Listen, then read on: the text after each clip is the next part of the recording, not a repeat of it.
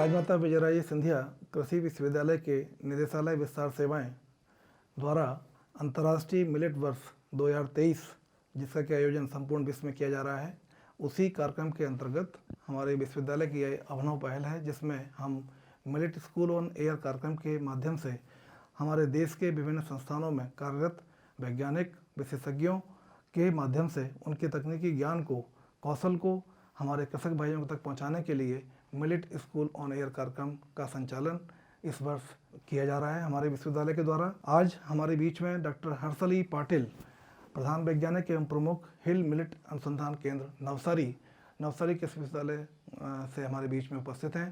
Doctor साहब का मैं इस कार्यक्रम में हार्दिक अभिनंदन एवं स्वागत करता हूं। आज का विषय बहुत ही महत्वपूर्ण है क्योंकि ऐसी हमें सबसे पहले किसी भी फसल की खेती जब हम प्रारंभ करते हैं तो आवश्यकता होती है कि उस फसल की अच्छे किस्म का बीज हमारे किसान भाइयों तक पहुंचे और उसके बारे में जानकारी न केवल किसान भाई बल्कि ऐसे भी व्यक्ति जो कि इस क्षेत्र में उद्यमता की संभावनाएं देखते हैं और इसमें बीज उत्पादन करना चाहते हैं, तो ऐसे व्यक्तियों तक विभिन्न उन्नत फसलों किस्मों की जानकारी पहुंचे। इसी को ध्यान में रखकर आज एक बहुत ही महत्वपूर्ण विषय पर हम बात करने जा रहे हैं और वह विषय है सूक्ष्म धान्य फसलों की उन्नत किस्में एवं उनकी विशेषताएं। तो डॉक्टर साहब का इस कार्यक्रम में पुनः एक बार बहुत स्वागत है। जो हमने अभी आपसे निवेदन करना चाहेंगे कि हमारे इस कार्यक्रम में जो हमारे दर्शकगण हैं वो ये चाहते हैं कि फसल इन किस्मों की खेती करना चाहते हैं लेकिन उनको इन फसल की किस्मों के बारे में जानकारी नहीं है, तो ऐसी स्थिति में जब उनको जानकारी दी जाए कि उन फसलों की कौन कौन सी उन्नत किस्में हैं और वो किस्में किस क्षेत्र में, किस प्रकार के सस्य जलवायु क्षेत्र में उनकी खेती की जा सकती है, इन सब बिंदुओं पर हम चाहते हैं कि आप जानकारी दें। जैसे कि मोटे अनाज और छोटे अनाज, दो प्रकार के अनाज हैं। ज्वार बाजरा जो मोटे अनाज में आते हैं और छोटे अनाज में आते हैं रागी जिसको अपन फिंगर मिलेट बोलते हैं, लिटिल मिलेट जिसको अपन कुटकी बोलते हैं, बारनाड मिलेट जिसको अपन सामो बोलते हैं और बंटी भी बोलते हैं, और कोडो मिलेट जिसको अपन कोद्रो और कोडी बोलते हैं, और जो लास्ट वाला हो गया कांगनी उसको अपन इंग्लिश में फॉक्सटेल बोलते हैं। और अभी अभी जस्ट 2 साल पहले ही नया आया हुआ है हरी कंगनी जो ब्राउन टॉप मिलेट से जाना जाता है। ये जो हो गए वो सूक्ष्म अनाज हो गए। इसके जो किस्मों के बारे में जानकारी की बात करेंगे तो एक बात बहुत ज़रूरी है कि आपकी खेती किस प्रकार की है, आपके पास इरिगेशन की फैसिलिटी कितनी है, आपके पास खाद की फैसिलिटी कितनी है। क्योंकि ये जो फिंगर मिलेट और लिटिल मिलेट जो दो मेजर क्रॉप्स है जो 80 दिन से लेके 140 दिन तक उगाई जाते हैं। जिस एरिया में पानी कम है, जो एरिया वाले लोग खेडूत भाइयों के पास सिर्फ रेनफेड फार्मिंग है जो सिर्फ बारिश के पानी के ऊपर आधारित है, वो 80 दिन की न्यू दिन की किस्में उगाई जाए, ये में हम एडवाइस देंगे। और जिसके पास पानी की फैसिलिटी है, खातर भी अच्छा है, ज़मीन की फर्टिलिटी भी अच्छी है, जो 130-140 दिन की भी लगा सकते हैं। यानी किसान भाइयों को ये चाहिए कि जो उनके पास यदि पानी की उपलब्धता कम है तो कम अवधि में पकने वाली किस्मों का चयन करें, और जिनके पास पानी पर्याप्त मात्रा में है और ज़मीन इनकी अच्छी है तो लंबी अवधि किस्मों का चयन कर सकते हैं। जैसे कि अपन समझेंगे कि फिंगर मिलेट में और लिटिल मिलेट में दोनों में अगर अपन रेनफेड फार्मिंग और सिर्फ डायरेक्टली सोइंग की तरफ जाते हैं तो उसको 4 से 5 किलोग्राम सीड पर हेक्टेयर चाहिए है, 4 से 5 किलोग्राम पर हेक्टेयर के लिए चाहिए है। अगर बहुत ज़्यादा बारिश वाला रीजन है जिसमें अपन बेड बना के ट्रांसप्लांटिंग करने का एडवोकेट करते हैं, जन इसको सजेशन देते हैं खेडूत भाइयों को उसमें 8 से 10 किलो का सीड चाहिए है। यानी समझो कि आपको 1 हेक्टेयर की सीडलिंग बनानी है तो उसके लिए आपको 1:10 मीन्स 0.1 हेक्टेयर में आपको सीड बेड बनाने पड़ेंगे। उतने आपको सीडलिंग्स पूरे 1 हेक्टेयर में ट्रांसप्लांटिंग के लिए काम में आएंगे। और इसके लिए अपन अगर सोचेंगे तो कौन सी किस्में हैं, तो भारत सरकार की सबसे बड़ा इंस्टीट्यूट जो है मिलेट्स के ऊपर काम करने वाला Indian institute of millet research, उसमें उसके थ्रू जारी की हुई किस्में हैं और बीज उत्पादन भी उनके अंदर में ही लिया जाता है और सीड की उपलब्धि भी उनके पास ही है। यानी इन फसलों के अनुसंधान के लिए संपूर्ण भारत में एक अनुसंधान केंद्र बनाया गया है जो शायद भारतीय कृषि कदन अनुसंधान संस्थान के नाम से जाना जाता है जो कि हैदराबाद में है। तो इसके माध्यम से ही सारा बीज उत्पादन कार्यक्रम देखा जा रहा है। जैसे कि सबसे पहली फिंगर मिलेट और रागी की वैरायटी जो हो गई है जो CFMB1 यानी सेंट्रल फिंगर मिलेट वैरायटी 1, जो दूसरी वैरायटी हो गई है central finger millet variety 2 गीरा, central finger millet variety 3 एकविजय।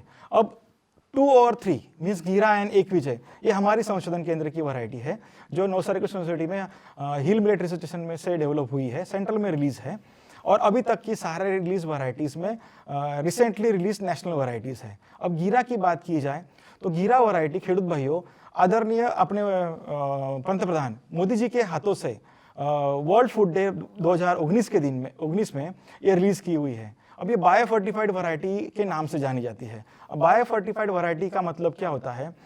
Finger millet में कैल्शियम, आयरन, मैग्नीज, जिंक ये तो है ही, मगर इससे भी ज़्यादा गुना आयरन अगर है 2 फोल्ड, 3 फोल्ड, 3 गुना ज़्यादा, 4 गुना ज़्यादा, 2.5 गुना ज़्यादा, तो वो उससे मेन बेसिक न्यूनतम लेवल से ज़्यादा है, इसीलिए उसको बायोफोर्टिफाइड कहते हैं। जैव संवर्धित किस्में जो कहलाती हैं, ये आप उसकी बात कर रहे हैं? वही उसकी बात कर रहा हूँ ओके। मैं। अगर उसमें सोचा जाए तो गीरा वैरायटी में 444 मिलीग्राम पर 100 ग्राम कैल्शियम है।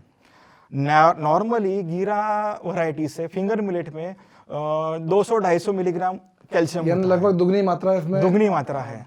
आयरन की जानी जाए तो फिर नियर 25 ppm है। जिंक की जानी जाए तो 19 ppm है, वो 1.5 गुना ज़्यादा है, नॉर्मल मात्रा से ज़्यादा है। हम यही सोचेंगे कि अगर आप खा ही रहे हो फिंगर मिलेट, लिटिल मिलेट, ये सारे सूक्ष्म धान, तो इसको क्यों ना हम बायोफोर्टिफाइड धान की वैरायटी के रूप से लोगों को परसवा जाए, ताकि खाने में तो जाएगा ही कैल्शियम, आयरन, मगर दुगना जाएगा। आज इस सबसे बड़ी समस्या हमारे बीच में हम देख रहे हैं कि रक्त में आयरन की कमी देखी जा रही है हमारे देश के अंदर, और बच्चों में देखा गया कि पोषण की समस्या ज़्यादा है, कैल्शियम की समस्या ज़्यादा है। तो ऐसी स्थिति में ये किस्में बच्चों के आहार के लिए और महिलाओं के आहार में बहुत ही महत्वपूर्ण भूमिका निभा सकती हैं। तो ये बहुत ही महत्वपूर्ण बात आप करने जा रहे हैं डॉक्टर साहब। बताइए कि इन किस्मों को कैसे और अधिक प्रचार प्रसार देश के विभिन्न भागों में हो सकता है, जिससे कि इनका उत्पादन बढ़े और जन सामान्य तक ये किस्में पहुँचे।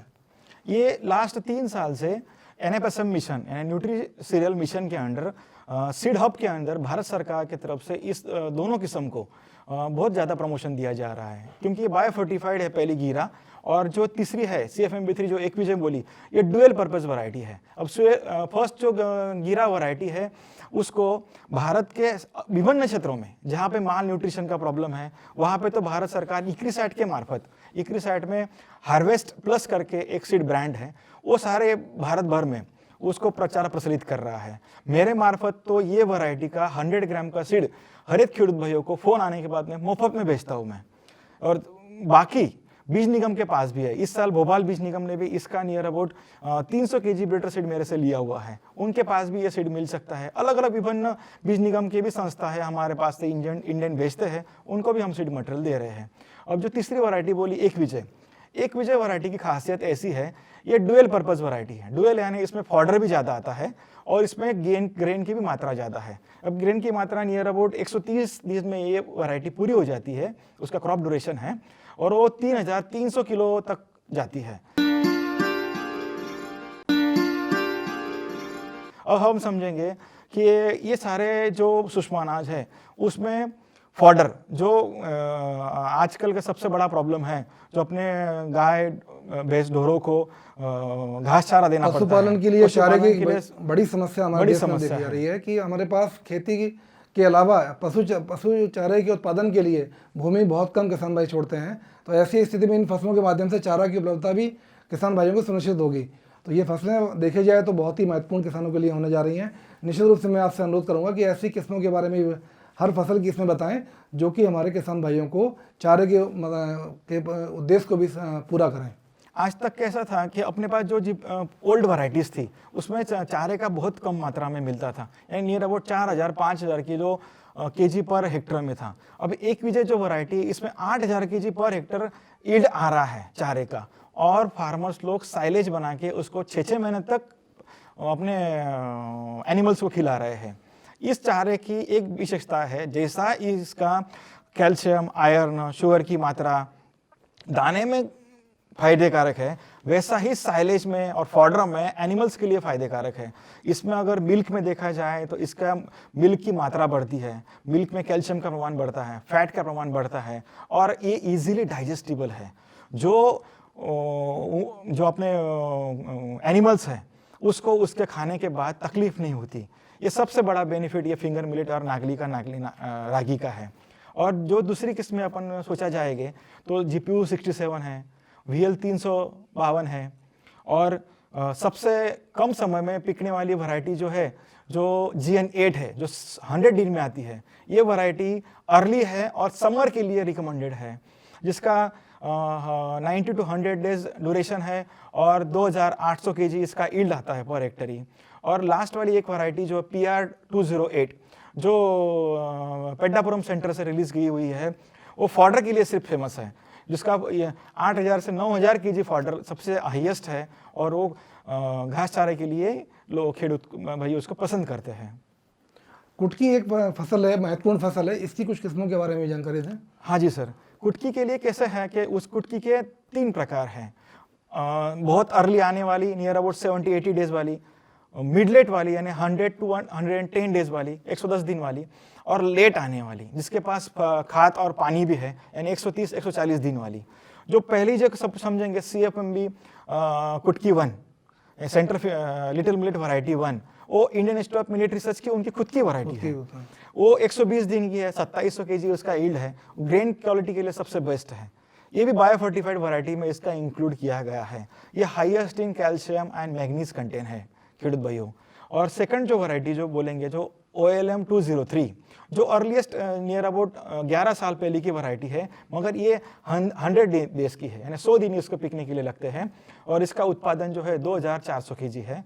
और तीसरी वैरायटी जो बोली मैंने JK8 वो मोस्ट अर्लीस्ट है यानी 60 to 80 डेज उसको ही लगते हैं, जिस रेनफेड कंडीशन के लिए जिसके पास पानी सिर्फ बरसात का ही अवेलेबल है वो इसको उगा सकता है, मगर उसका उत्पादन 2000 से 2200 किलो तक घट जाता है। कोदो मिलेट की कुछ किस्में भी हैं जो अच्छी किस्में हैं जिनका उत्पादन अच्छा ले सके किसान भाई। हाँ, अभी जस्ट रिलीज हुई है सेंट्रल कोडो मिलेट वैरायटी 3 और 4 नंबर की 2 वैरायटीज है जो आनंद कृषि यूनिवर्सिटी से दाहोद सेंटर से रिलीज हुई है सर। उसमें कैसा है कि ये दोनों वैरायटीज सर्कोस्पोरा लिप ब्लाइट करके जो डिसीज जो बीमारी आती है उसकी प्रतिरोधी है, उसकी बेस्ट रेजिस्टेंस सोर्स है।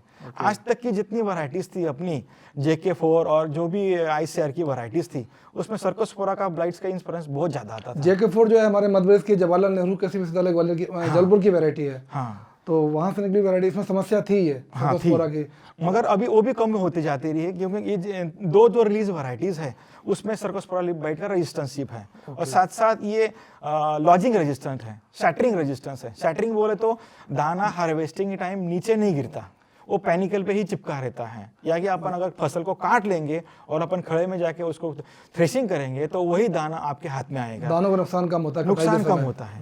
समा फसल भी एक बहुत महत्वपूर्ण फसल है जो हमारे मध्य प्रदेश में काफी मंडला और जैसे जिलों में यहाँ काफी इसकी खेती की जाती है। तो इस फसल की भी कुछ उन्नत किस्मों के बारे में जानकारी दें। हाँ, सामा में कैसा है, सामा को अपन इंग्लिश में बोलते हैं बंटी और बारनाड मिलेट, सामो बोलते हैं। उसमें हमारी जो साचकर भूसी जाए तो गुजरात बंटी 1 एक वैरायटी है। ICR की 2 वैरायटीज बहुत बढ़िया चल रही है, जो VL 172 172 और VL 207 ये अल्मोड़ा की वैरायटी है। अल्मोड़ा का सेंटर उत्तराखंड में है, डॉक्टर जोशी सर उसका सीड सप्लाई कर रहे हैं। और ये जो दोनों वैरायटीज हो 80 to 90 डेज की है, उसमें जो उत्पादन आता है जो नियर अबाउट 2100 से 2200 किलो है। दोनों में सिर्फ 10 डेज का डिफरेंस है, मगर जो रिसेंट की वैरायटी है VL 207 ये बहुत ही बढ़िया हाईएस्ट इन कैल्शियम कंटेंट है और फाइबर कंटेंट के लिए भी अच्छी है।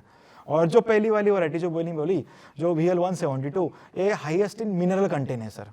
ओके, ये बहुत ही अच्छी जानकारी आपके द्वारा आज दी जा रही है हमारे किसान भाइयों को।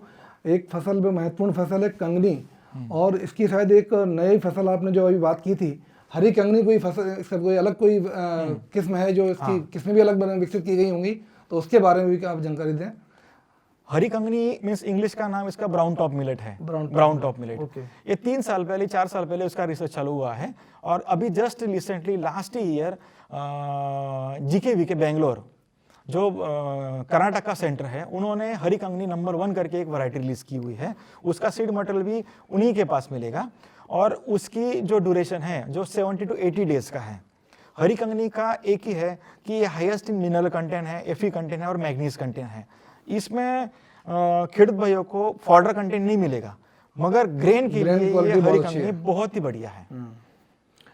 कोदो मिलेट्स की कुछ कटाई और विषाक्तता जो बोलते हैं कि उसमें कुछ जहरीलापन सा कुछ खाद्य पदार्थों में रहता है, इनके उत्पाद जो बनते हैं, और मानव जाति के द्वारा जब हम लोगों के द्वारा जब इनको आहार में शामिल किया जाता है तो कुछ समस्या पैदा होती है। तो ऐसा कोई समस्या इन दोनों में कोई आपस में कोई संबंध है कि कोदो की कटाई किस अवस्था पर करना चाहिए जिससे कि उसमें ये समस्या ना आए, या आती है तो क्यों आती है, इसके कुछ कारण है?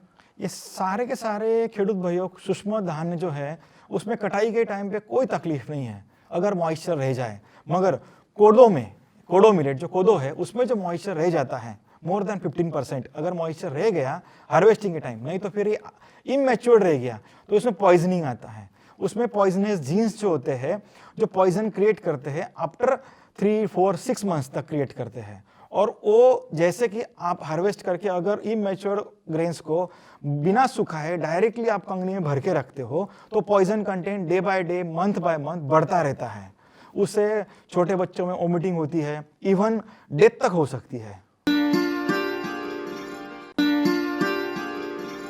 ये तो बहुत बड़ी समस्या है। अगर किसान भाइयों को देखना चाहिए कि हमारी जो फसलें, सूक्ष्म धान्य फसलें हैं, इन फसलों को हम लोग कच्ची अवस्था में ना काटें, जब पूर्णतः परिपक्व अवस्था में आ जाएं उस समय कटाई की जाना चाहिए। खासकर कोडो मिलेट्स को बहुत ही केयर लेने की जरूरत है। इसमें कुछ अल्कलाइड्स वगैरह डेवलप हो जाते हैं जो जहरीलापन लाते हैं। हाँ, लेथरस जीन डेवलप हो जाते हैं जो अपने ग्राउंडनट में मिलते हैं। हाँ। वही है एस्परजिलस फ्लेवर्स, फंगस होती है, मगर उसकी स्ट्रेंथ उसमें लो है।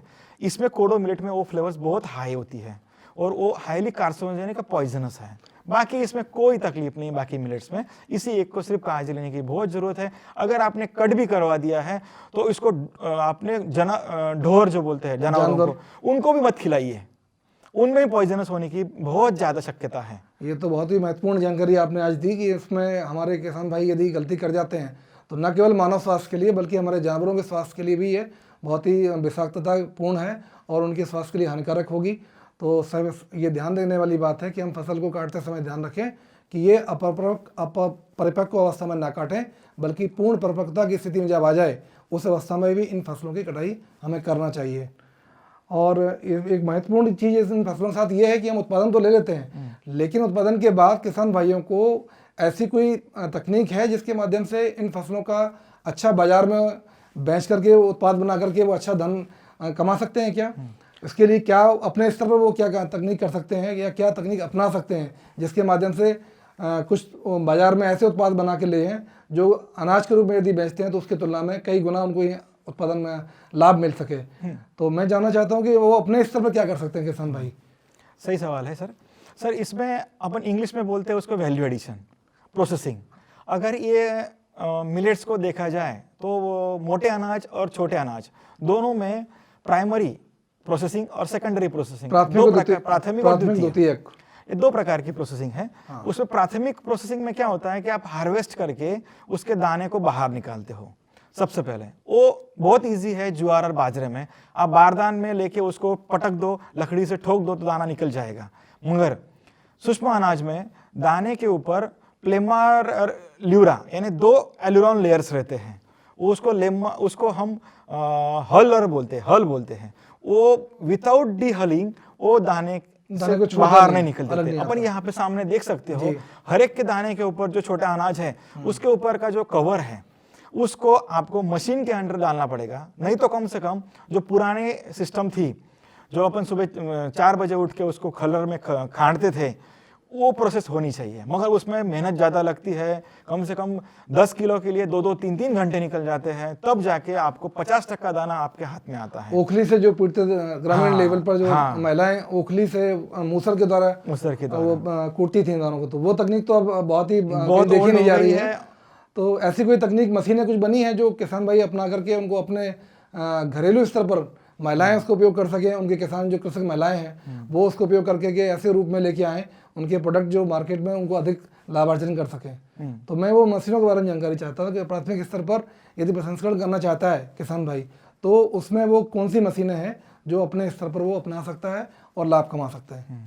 इसके लिए सर देखिए कि डी हलर एक जो मशीन है जो उसका एलोरॉन लेयर ऊपर का निकालता है, उसको डी हलर बोलते हैं। वो धान फाउंडेशन के एक माध्यम से प्रसारित किया जा रहा है। भारत सरकार का Indian institute of millet research के मार्फत से उसको ब्रांडिंग किया गया है, सर्टिफाइड दिया गया है। वो सबसे छोटा मशीन है जो 1.25 लाख के ऊपर आ जाता है और उसकी 8 घंटे की कैपेसिटी 400 किलो है।